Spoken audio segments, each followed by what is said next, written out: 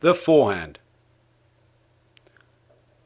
The forehand is divided into 4 stages: the setting up stage, the landing stage, the contact point, and the tracking and follow through. It is very important to keep the swing on the same side of the body because it's a lifting action and the court is almost 3 times longer than it is wide. Here on the ready position, we split step, we are pivoting our body.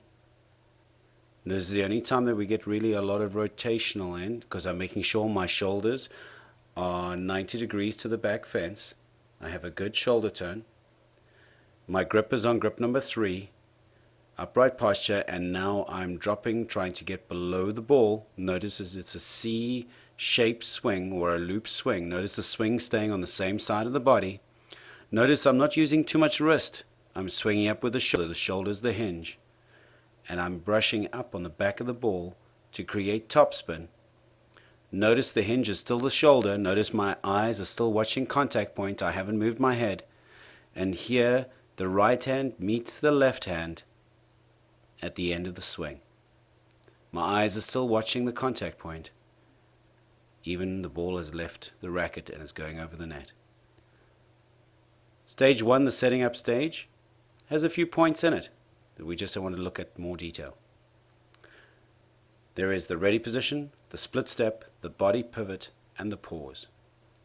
Let's look at the ready position. The ready position, the racket is chin height, elbows are away from the body, feet are shoulder width apart, you're on the balls of your feet. Now split step pivot, notice the shoulders are pivoting, hand is always in line with the belly button, right till the turn.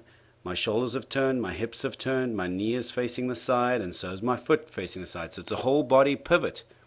It's not part of a backswing, it's actually a body pivot. Once at the end, make sure that you pause at the end of the swing. Next, there's stage 2, which is the landing. Now this is actually normally known as a 3-point landing. It's where we're using gravity to help us have more acceleration. It drops on the same side of the body, and the left foot steps in at the same time. So the racket drops, the body drops, and the left foot steps in. It's called a 3-point landing because all those 3 points drop at the same time. Look at that right hand drop. Look, my eyes looking at contact. Look how low the racket drops, at least 12 inches below the ball. Look how close the racket is. It means that the racket is palm facing down. And at the same time, look at my left foot stepping in the direction of where I want to hit the ball as my right knee is dropping and as my hand is getting below my right knee. It's very important to get underneath the ball. It's almost as like you're sitting on a chair and you're lifting the ball over the net. Third stage is the contact point, and that's where the racket actually meets the ball. Very important with contact point, you notice that the strings are always vertical. There's the firm U-shaped wrist. The racket is parallel to the ground and away from the body. The legs straighten to lift the ball over the net. Also, the strings are vertical. Now look how low that racket comes from below the ball, at least 12 inches below the ball. Notice that the racket is brushing up the back of the ball. Notice my eyes are looking down. Here's the whole stroke in its entirety. Now look at stage 4, which is the tracking and follow through. Tracking means that the racket is still facing where the ball is going. I must make sure that I have a firm U-shaped wrist, which is those little wrinkles behind your wrist. The racket face must follow the ball. The head is still, and I remain balanced.